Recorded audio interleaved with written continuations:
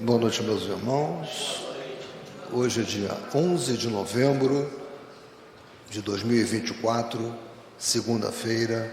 Estamos iniciando as atividades na Casa Espírita de Abel Sebastião de Almeida. Como sempre o fazemos, rogando a Deus, nosso Pai de infinito amor e bondade, a Jesus, nosso querido e amoroso Mestre, amigo incondicional de nossas almas, sublime médium de Deus, e a Maria de Nazaré, nossa Mãe Santíssima, que nos envolvam no manto de paz e de amor, que a nossa psicosfera esteja preparada para todos os trabalhos desta noite. Então eu vou pedir à nossa irmã Alessandra a gentileza de fazer a leitura dessa página.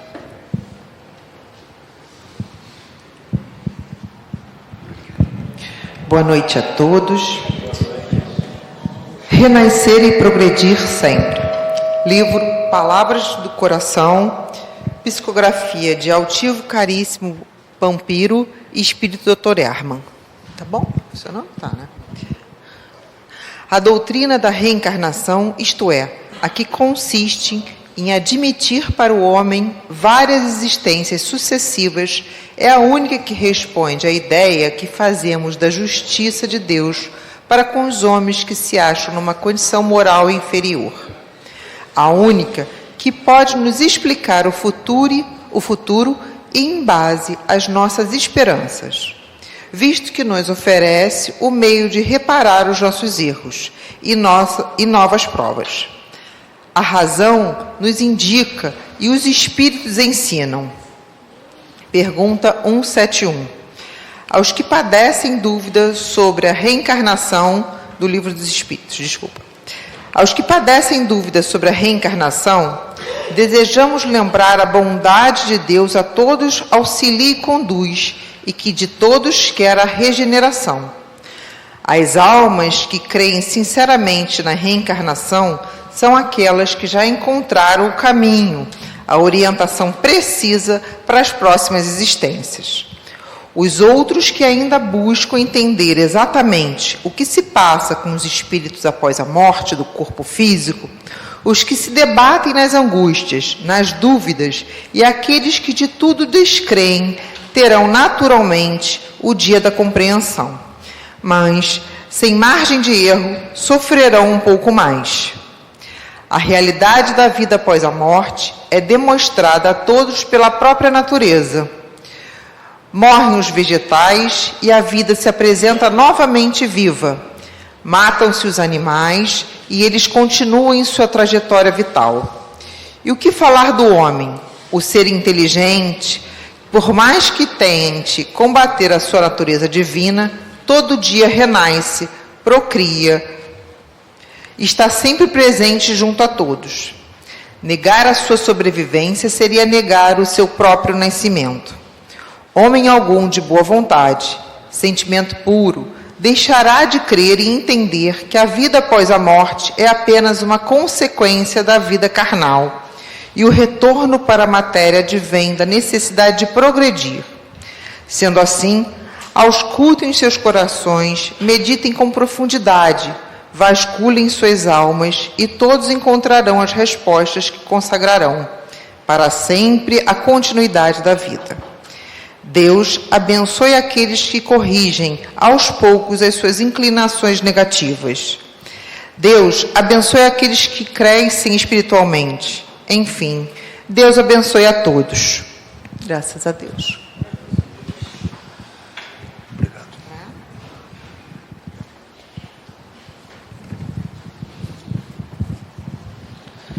Bem, meus irmãos, agora, dando continuidade aos trabalhos dessa noite, que segunda-feira sabemos, dedicada ao Evangelho segundo o Espiritismo, nós vamos ouvir o nosso querido irmão Cosme Deolindo, que vai falar sobre a introdução, itens 1 a 7. Que ele seja muito inspirado. Por favor.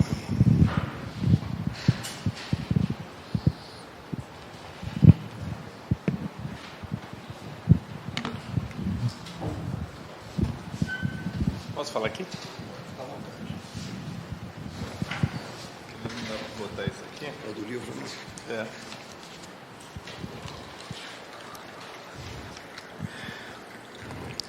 Que a paz e a luz do nosso divino amado Mestre Jesus permaneça em nossos corações. Que assim seja. Muito boa noite, minhas irmãs. Boa noite, meus irmãos.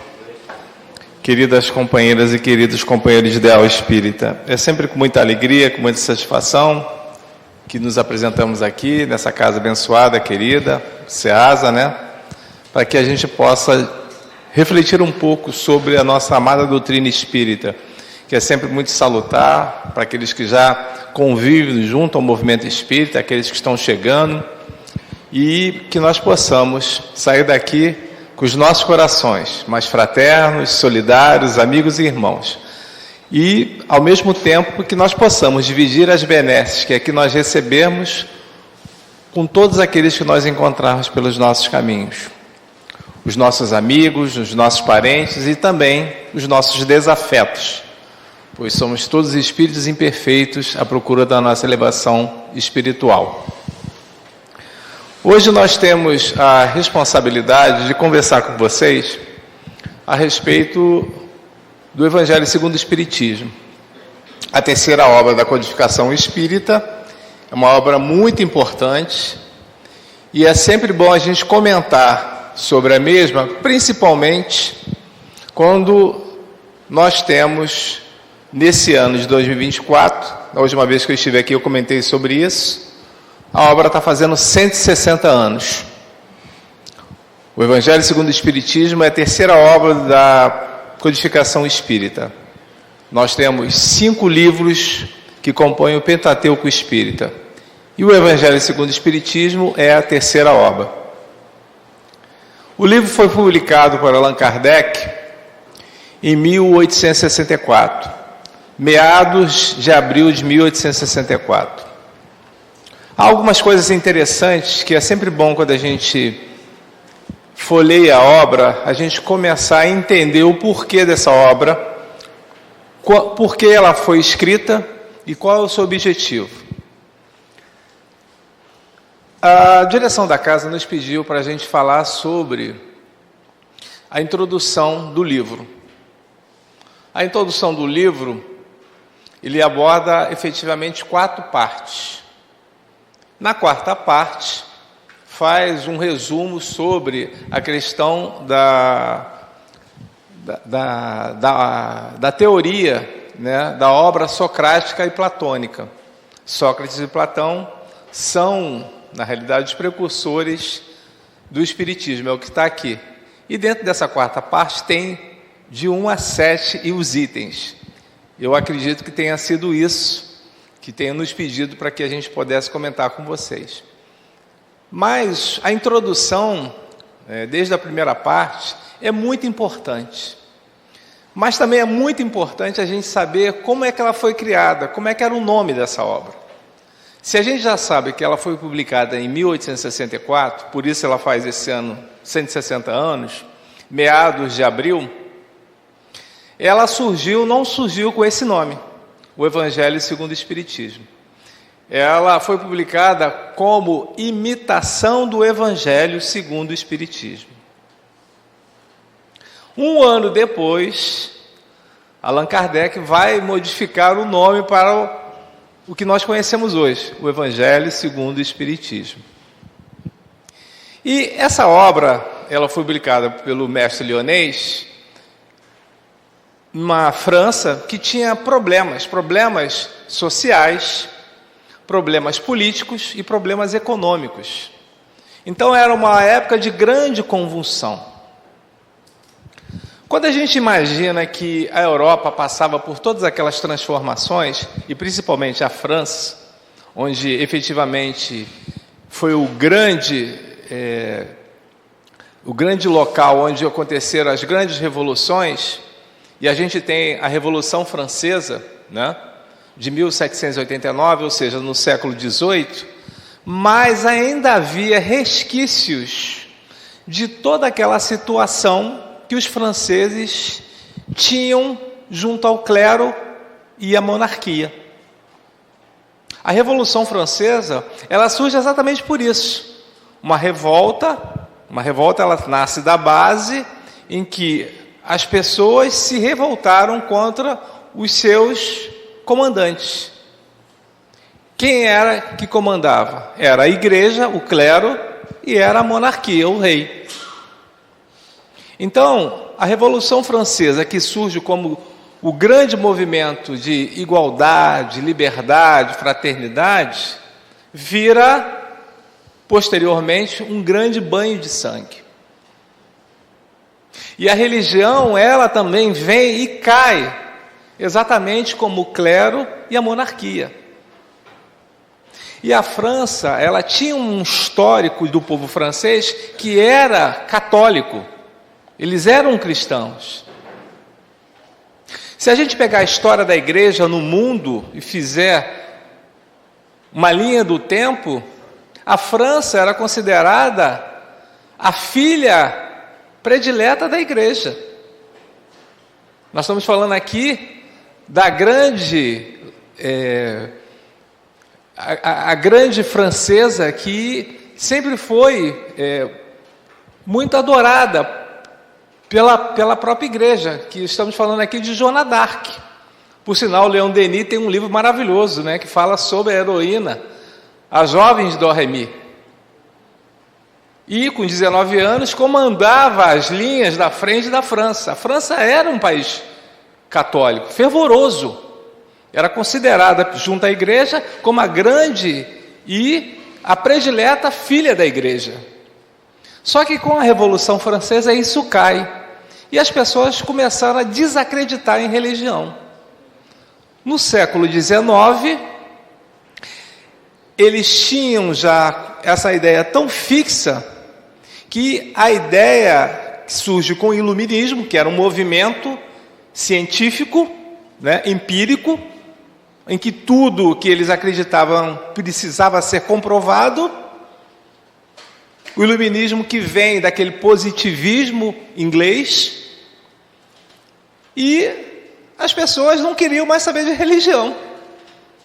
E isso fez muito mal ao povo francês.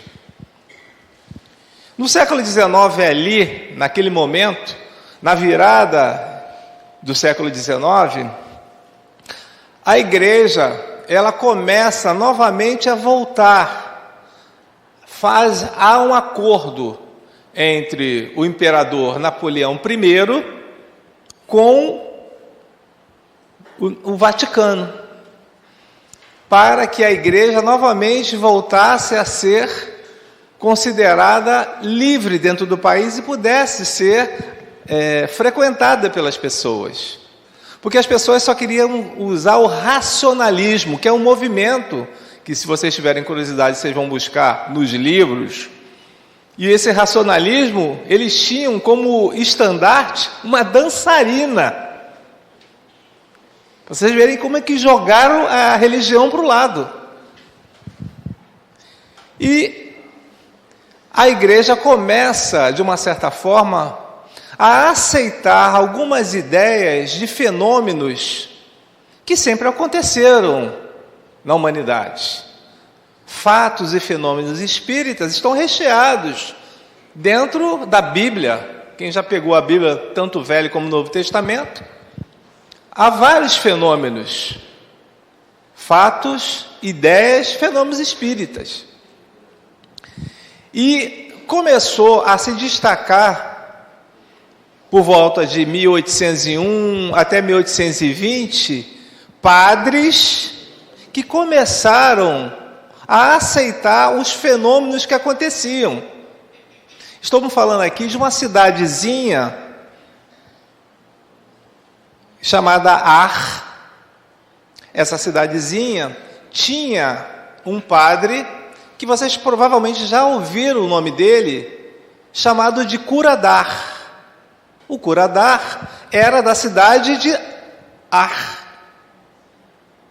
Cura, porque na realidade era uma categoria de presbítero, de padre, que tinha essa função, mas a função não era de curandeiro nem de curar ninguém, apesar de que o Cura d'Ars era um médium de efeitos físicos. Ele tinha capacidade de cura.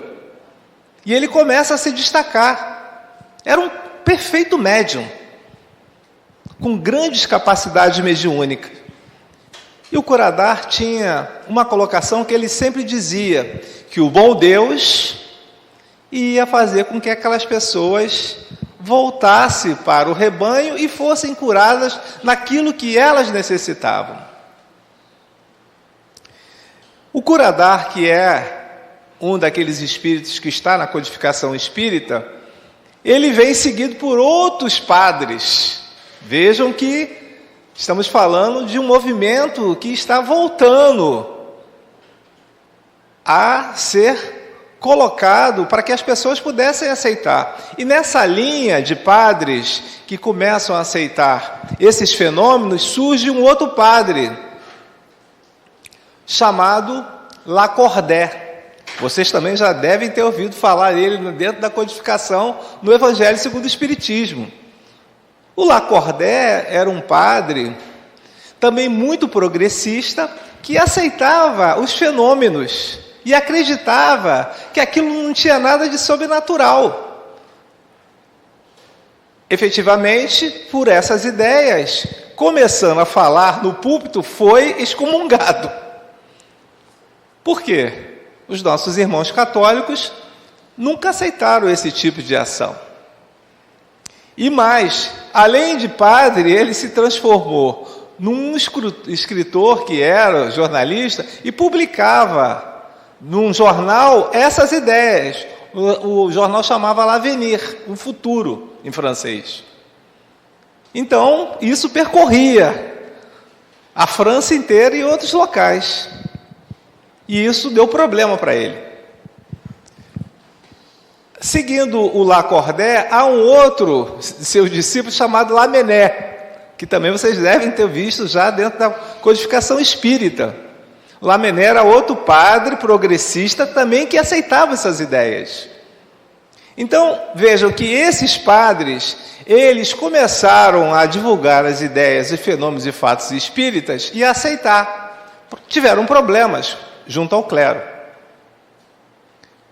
Foram excomungados, mas não deixaram de, quando desencarnaram, dar mensagens na codificação.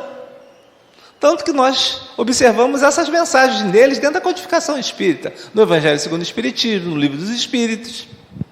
E aí a gente vai observar que esse movimento, que cresceu muito, por volta dessa época, os espíritos vieram para Allan Kardec e informar ali por volta de 1861, 62, que já era o momento dele publicar essa obra. O Evangelho segundo o Espiritismo, ela surge com o objetivo de trazer novamente os ensinos de Jesus, a sua moral, para a vivência das pessoas. Esse é o objetivo do Evangelho segundo o Espiritismo.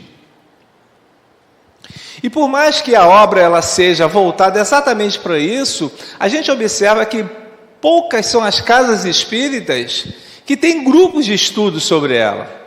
Isso é uma falha do movimento espírita. Há necessidade de se sentar e estudar o Evangelho segundo o Espiritismo como se fosse o Livro dos Espíritos, como se fosse o Livro dos Médiuns ou qualquer livro da codificação. Não é uma obra apenas para que a gente possa fazer uma leitura de ambientação. É uma obra que deve ser refletida, entendida. E isso é muito importante. Quando a gente encontra as casas que fazem reflexões nos grupos que se reúnem a respeito desta obra, a casa com certeza é uma casa que está valorizando os ensinos do Mestre amado. Quando você pega o Evangelho segundo o Espiritismo, que a gente traz todo esse embasamento, são 28 capítulos, onde efetivamente, desde a introdução, desde a primeira página, você traz um grande cabedal de conhecimentos. E essa estrutura dos 28 capítulos, ela só vai acontecer a partir do momento que Allan Kardec muda de imitação do Evangelho segundo o Espiritismo para o Evangelho segundo o Espiritismo. Porque a primeira publicação, que é meados de abril de 1864, só tem 24 capítulos. 4 capítulos desses 28 que nós conhecemos hoje, não tinham naquela época. E esses capítulos, embora não tivessem separados no primeiro momento que ela surge, a ideia deles já tinham ali.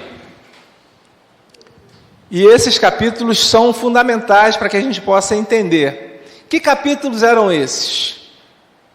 Capítulos que falavam sobre a estranha moral, buscai e acharei, pedi e obtereis, não ponhais a candeia debaixo do alqueire. Esses capítulos não tinham quando a obra surge em 1864.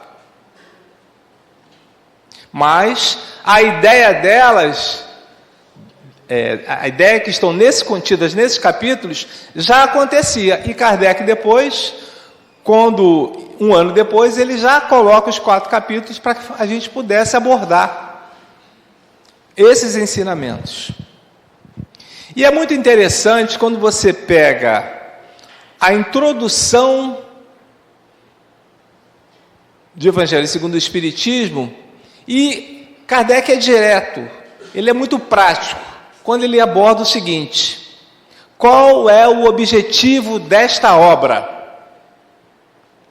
Para aquele que tem interesse em saber de que ela trata, você vai logo ali nessa introdução, e você diz logo no capítulo, na parte 1, que é dividida em 4 partes.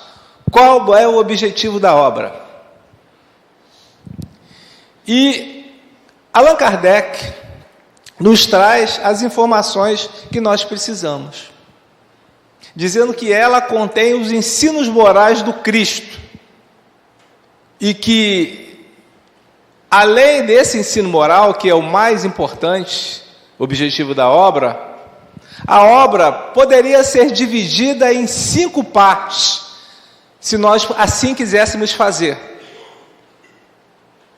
Os atos comuns da vida do Cristo, os milagres, as predições, as palavras que a igreja levou para a formação dos dogmas e o ensino moral.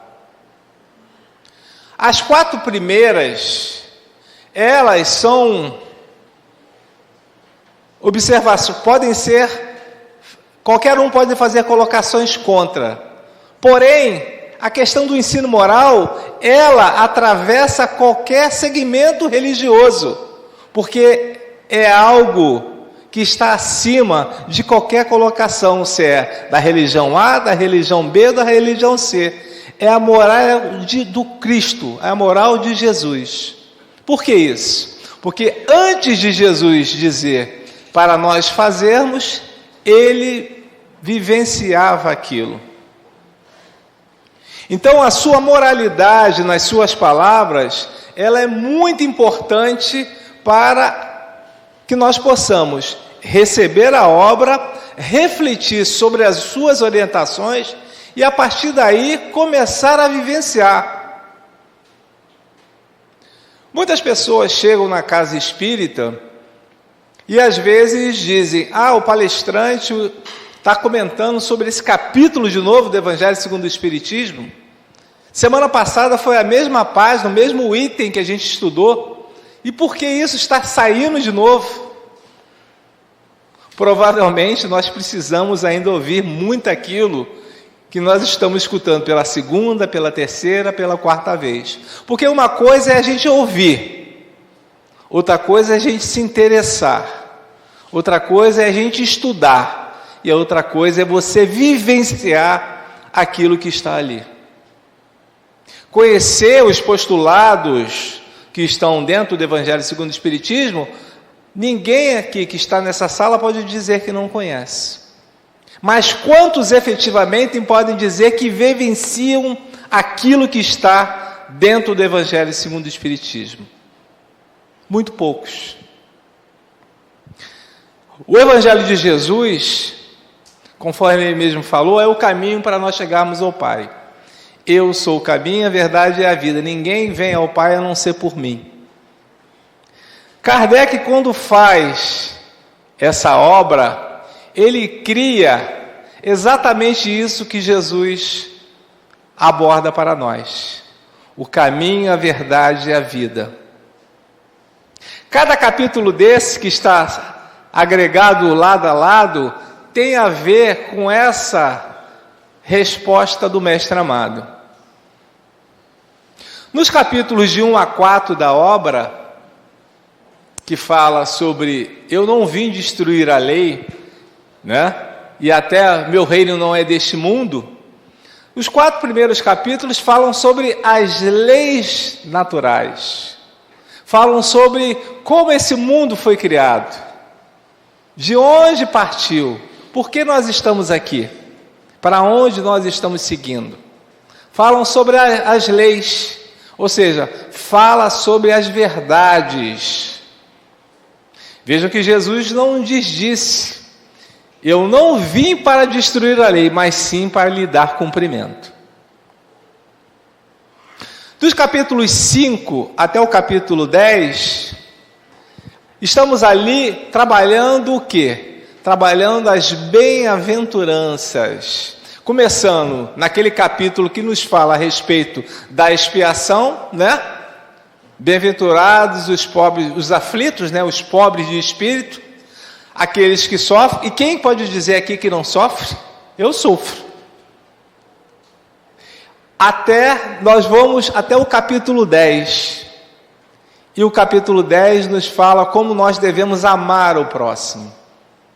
Está trabalhando as bem-aventuranças, como nós devemos ser bem-aventurados. Ou seja, é um caminho para que todos nós possamos seguir. E esse é o nosso objetivo. Se nós quisermos ser felizes, nós temos que seguir a orientação de Jesus. Porque se nós não seguirmos as suas orientações, nós não chegaremos ao Pai. Do capítulo 11 até o capítulo 17, nós temos o trabalho magnífico da espiritualidade que nos pede para que nós possamos efetivamente nos doar. Ou seja, o capítulo 17 é o sede perfeitos. Sede perfeitos como o vosso Pai é perfeito. É um capítulo que nos chama muita atenção, porque todos nós temos debilidades morais e precisamos corrigi-las. No capítulo 17 nós vamos encontrar isso, o caminho para que a gente possa descobrir, né? Eu sou o caminho, a verdade e a vida. Ou seja, as nossas vidas vão em direção a esse nosso trabalho interior, pessoal. Do capítulo 18 até o capítulo 25, nós vamos encontrar efetivamente aquilo que nós precisamos buscar, a verdade, aquilo que nós precisamos entender como algo essencial para o nosso crescimento. Buscai e achareis, né? Pedi e obtereis, buscai e achareis, batei a porta que ela se abrirá. Esses capítulos vão nos falar que todos nós precisamos o quê? Nos movimentar para que isso aconteça. Se nós já temos um conhecimento daquilo que nos faz bem, o que nós vamos precisar fazer? Vivenciar efetivamente essa verdade de Jesus. E os capítulos finais, o 27 e o 28, que fala sobre a coletânea de preces espíritas, o capítulo 28. É um capítulo que pouca gente folheia, mas que naqueles momentos de maior agonia, maior necessidade, quando nos falta ânimo, palavras, pensamentos, para que a gente possa balbuciar uma prece, é nele que nós devemos buscar. Ali você vai encontrar prece para enfermos, obsediados, pessoas que desencarnaram naquele momento, prece para aqueles que têm efetivamente dificuldades, agonias, Tem todo tipo de preces. Geralmente eles dão de 2 a 3 preces dentro do capítulo 28, a coletânea de preces. Nessa estrutura, que é dividida em 5 partes, Allan Kardec criou exatamente o caminho, a verdade e a vida. E dos capítulos 27 e 28, fala como nós devemos nos unir a Deus, ao Pai. Esses 2 capítulos de 27 e 28. Na introdução, quando a gente falou aqui que ele já abre com essa observação, qual o objetivo desta obra, e que efetivamente a gente não trabalha dessa forma, dividindo a obra, com os atos comuns da vida do Cristo, os milagres, as predições, as palavras que a igreja tomou como para formar os seus dogmas e a própria moral. Efetivamente, o Evangelho é questão de moral. Se o Evangelho segundo o Espiritismo trabalha a moralidade do Cristo, isso significa que o Livro dos Espíritos não tem a moral do Cristo? Tem, só que de forma diferente. No Livro dos Espíritos, nós temos a moral do Cristo nas respostas que os Espíritos, os amigos espirituais, nos informam. E no Evangelho segundo o Espiritismo nós temos mais. Nós temos, além das instruções dos Espíritos, que fazem nas observações dos capítulos finais, quando temos lá as instruções dos Espíritos, nós temos o próprio exemplar de Jesus. É Jesus exemplificando como deve ser feito o entendimento daquilo que ele nos pede para fazer. É o exemplo, são os exemplos, são as parábolas, as passagens evangélicas, é o que está dentro de cada capítulo. Só que é a mesma orientação de O Livro dos Espíritos, porém, com o próprio exemplo de Jesus. Se ela está dividida em 4 partes, a segunda parte dessa introdução vai nos falar sobre a autoridade da doutrina espírita.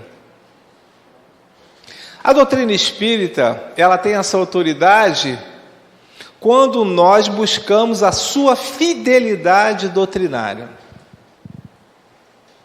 A fidelidade doutrinária significa que nós vamos trabalhar aquilo que os amigos espirituais orientaram Allan Kardec como sendo o cerne da doutrina.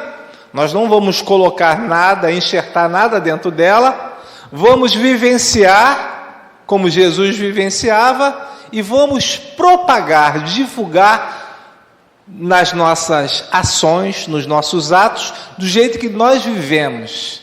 É isso, essa é a fidelidade doutrinária, que tem a ver com a sua autoridade. E por que é diferente a autoridade do Evangelho segundo o Espiritismo? Porque, vejam, as revelações que Deus fez ao homem, normalmente ele traz um espírito, alguém trazendo aquela informação. Na doutrina espírita, no Evangelho segundo o Espiritismo, não é apenas mas uma pleiade, um conjunto de espíritos que trazem essas verdades. Espíritos que conviveram aqui conosco na Terra, ou seja, passaram por todas as dificuldades que nós passamos, tiveram uma trajetória bastante iluminada, morreram com o propósito da vida que Jesus, da orientação que Jesus nos passou, e continuam no mundo espiritual dizendo: o caminho é esse mesmo, não há outro caminho. E qual é a diferença?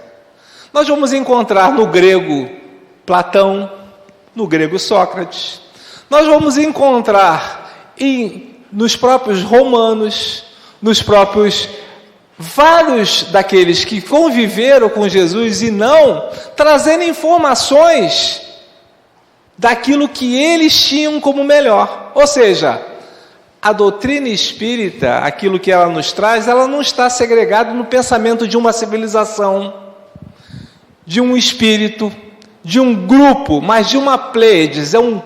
São todos aqueles espíritos de escola com moral elevada que nos trouxeram essas informações. É essa autoridade.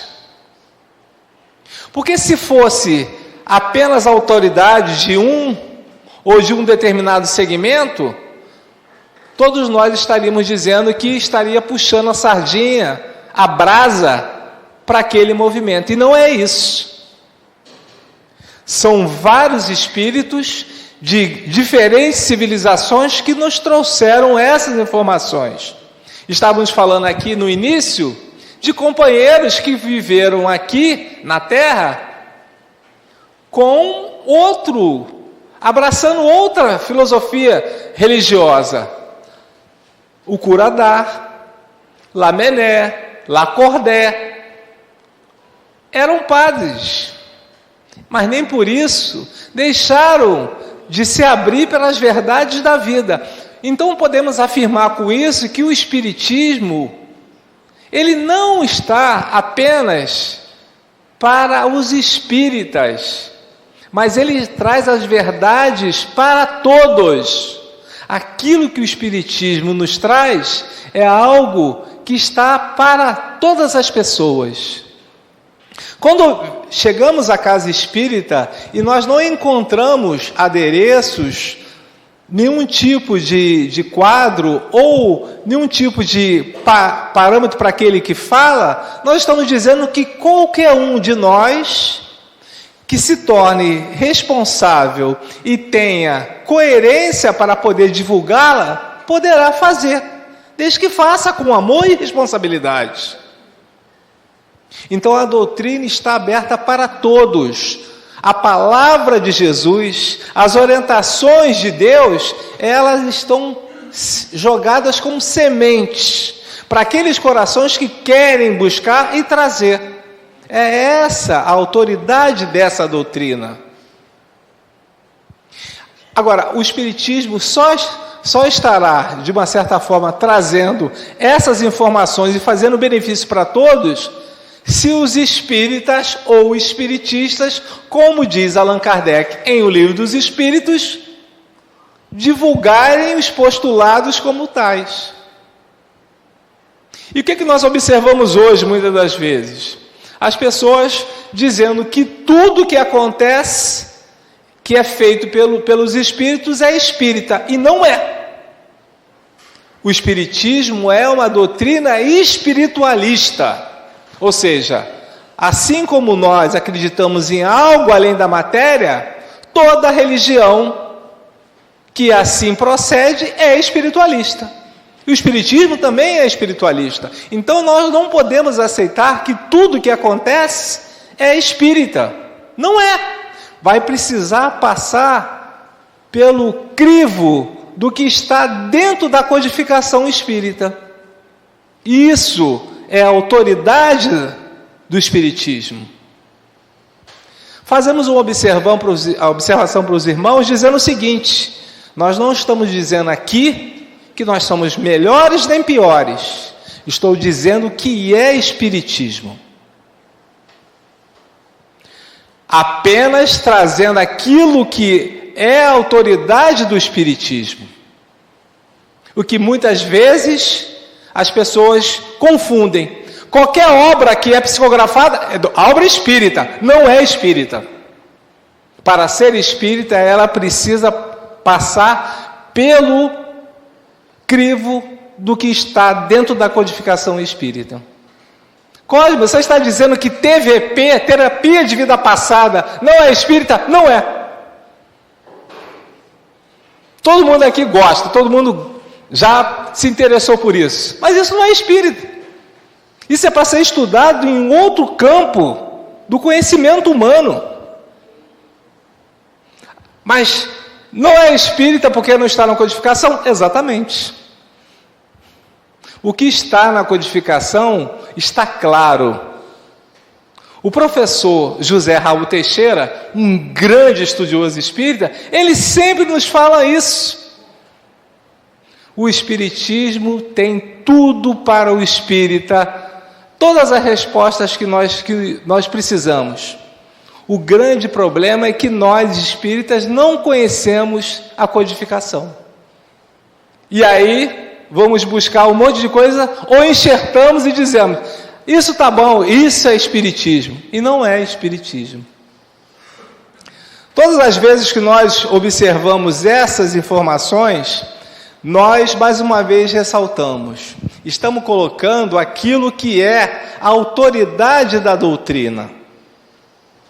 Essa doutrina, quando surge, ela surge como Allan Kardec coloca dentro do Evangelho segundo o Espiritismo, a chave. Há um parágrafo aqui que ele diz, a doutrina espírita é a chave para o entendimento daquilo que Jesus falava.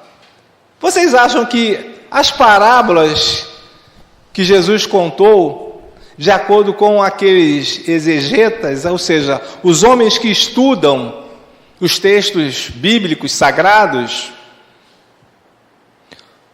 não há um consenso de quantas parábolas Jesus contou.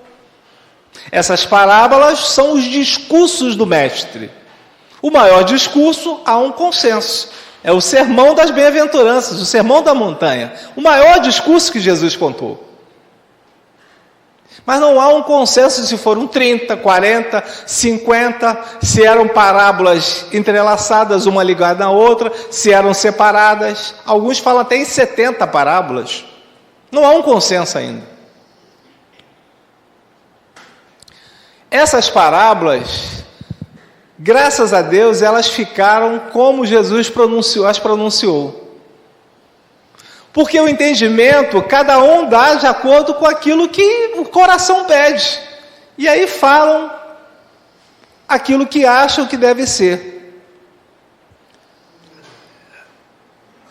Nessa introdução do Evangelho segundo o Espiritismo, Allan Kardec aborda: o Espiritismo é a chave para o entendimento daquilo que Jesus contava. Sem o entendimento da ciência, da filosofia, da religião, seria muito difícil nós pegarmos tudo aquilo que Jesus,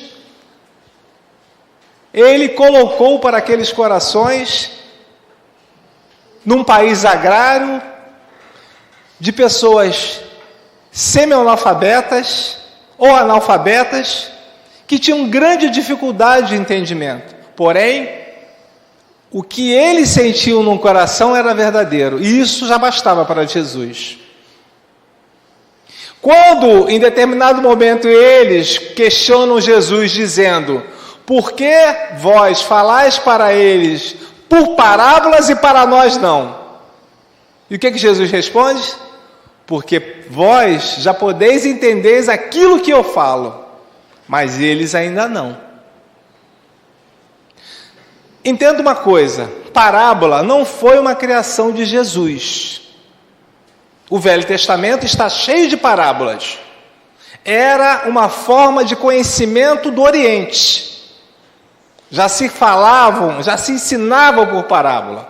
As parábolas de Jesus são parábolas dele, que ele fazia uma analogia com a vida de cada um, que era uma vida do campo, com aquele ensinamento moral que ele trazia. Qual de vós que tendo um animal que cai num buraco, não vai tirá-lo do dia de sábado?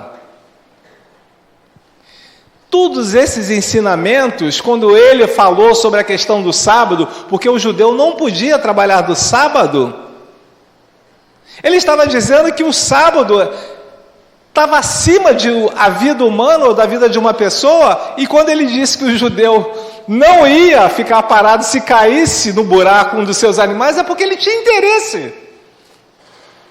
Então quer dizer que o animal era mais importante do que a vida de uma pessoa? Não. E isso falaram porque Jesus foi curar na sinagoga num dia de sábado. Então vejam como o discurso e a prática já era uma dificuldade para aqueles que ali estavam. E Jesus, sabendo disso, já colocava esses entendimentos para que eles pudessem abrir os seus conhecimentos. E é verdade. Todos nós apontamos sempre quando é o vizinho, o erro do vizinho. Quando é nosso, a gente esconde. A gente deixa para lá. A gente finge que não aconteceu. E Jesus desmascara eles em vários momentos. Hipócritas são sepulcros caiados, ou seja, são limpinhos por fora, pintados por fora, mas por dentro são podres. Não acreditam naquilo que estão colocando. E é verdade. Dentro do terceiro ponto dessa introdução, nos fala sobre a questão de Sócrates e Platão. O que um grego, Sócrates, está dentro da introdução de uma obra que é moral, de uma obra que é a terceira da codificação espírita, o Evangelho segundo o Espiritismo. Segundo Allan Kardec, os ensinos de Sócrates, primeiro é importante que a gente entenda quem foi Sócrates. Sócrates foi um filósofo grego. As suas ideias, elas são propagadas até os dias atuais. Quem já passou aqui pelos bancos escolares, já estudou um pouco de filosofia, provavelmente já ouviu falar em Sócrates. Sócrates era um filósofo ateniense que morreu condenado porque não desdisse aquilo que ele fazia. Ele tinha um critério que a individualidade do grego, ela deveria ser superada. O homem deveria ser um bom cidadão. E como bom cidadão que era, deveria assumir aquilo que ele fazia. Sócrates era um grande intelectual, um filósofo. E, na Grécia Antiga, havia os ginásios. O ginásio que nós conhecemos, quando nós estudamos, na minha época era ginásio, agora é ensino médio. Os ginásios eram os grandes locais em que a juventude se reunia.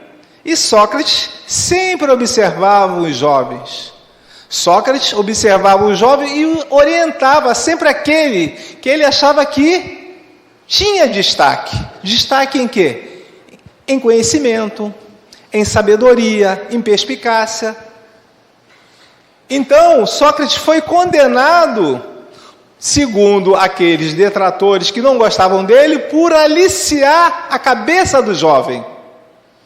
E porque, segundo aqueles que o condenaram, ele não adorava os deuses gregos, e que era uma mentira. Foi julgado, condenado e sentenciado à morte, a tomar cicuta, um veneno.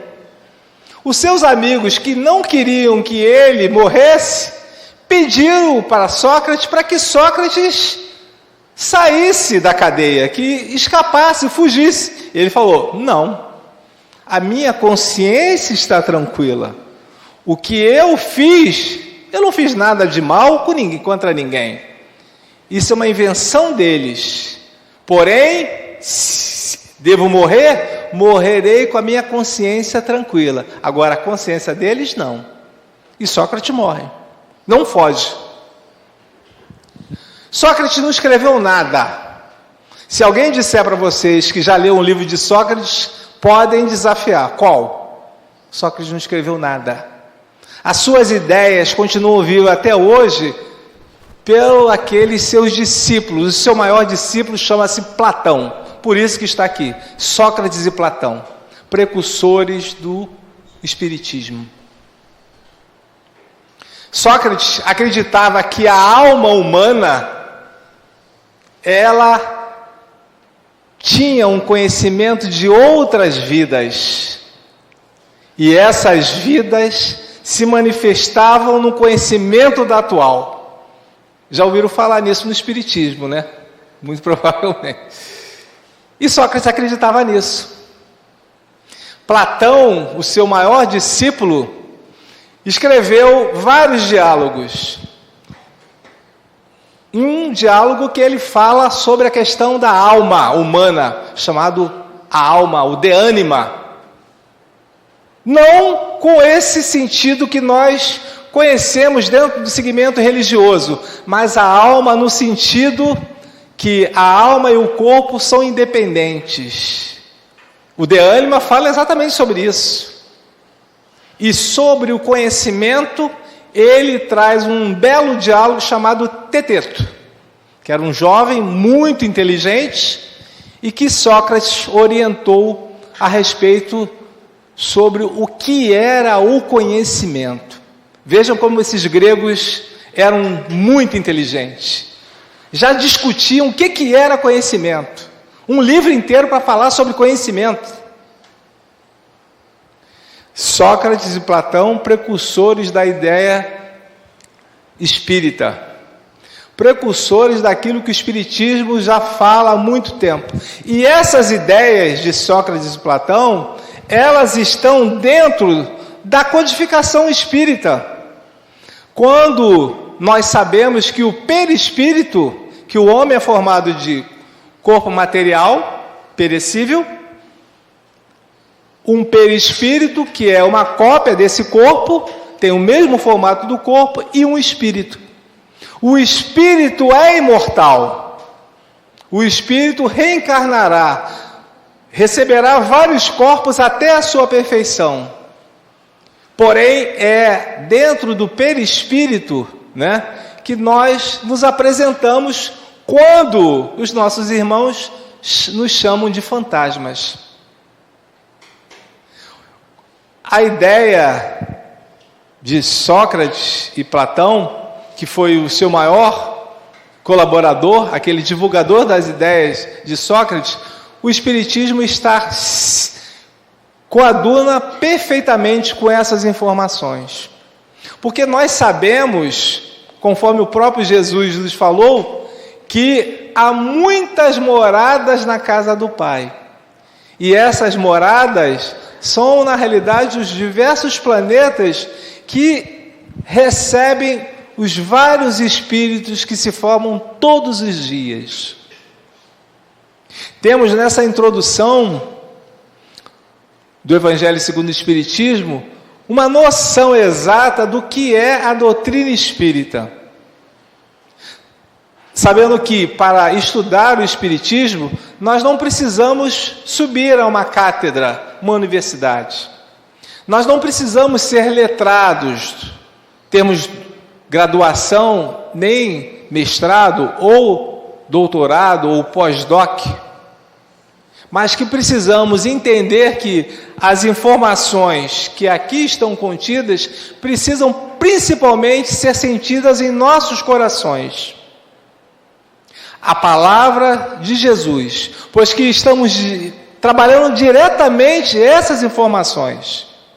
E como o mestre mesmo dizia, muito será cobrado a quem muito foi dado. Com certeza nós já recebemos muito com essa doutrina. Hoje, quando chegamos à casa espírita e abrimos uma página do Evangelho segundo o Espiritismo, temos as respostas que precisamos para trabalharmos melhor as nossas vidas. A questão da felicidade, a questão das dores, a questão da caridade. Ninguém teve maior amor pelo outro, compaixão, do que Jesus. E é exatamente isso que ele nos deixa como orientação máxima: amar a Deus e amar ao próximo. Destes dois ensinamentos, como ele nos fala, estão contidos aí as leis que os judeus gostavam e os profetas. Que todos nós que somos cristãos e espíritas e que somos a mesma coisa, possamos, através das passagens desses 28 capítulos do Evangelho segundo o Espiritismo, não esquecer na sua introdução, interiorizar que Jesus, o Mestre amado, nos dá as chaves para o seu entendimento, quando abrimos aqui, em cada um desses capítulos, as observações que nós precisamos. Fora da caridade não há salvação, né? Temos todas as informações necessárias para que a gente possa crescer. Que ao chegarmos ao final desse nosso bate-papo aqui dessa noite, nós possamos entender que todos nós, ninguém tem efetivamente conhecimento de todo esse evangelho, mas nós necessitamos essencialmente vivenciar os postulados da moral do Cristo, que efetivamente é a moral cristã, é a moral do espírita. Que ele possa nos envolver a todos, em todos os momentos, e que assim nós sigamos com ele, com muita fé, com muita esperança e, acima de tudo, com muito amor. Muito obrigado.